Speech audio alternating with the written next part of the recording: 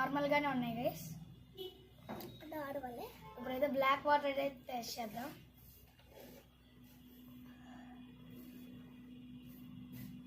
నార్మల్గానే ఉన్నాయి, కొద్దిగా కూలింగ్ ఉన్నాయి అంతే. వాటర్ లాగా ఉన్నాయి, పర్లా బాగానే ఉన్నాయి. ముందిట్లో అయితే ఎక్కువ మినరల్స్ అయితే ఎక్కువ ఉంటాయంట guys. Contain minerals, energy. Cost వచ్చి 100 రూపీస్ గైస్. ఇది ఒక బాటిల్ 500 ml 100 రూపీస్.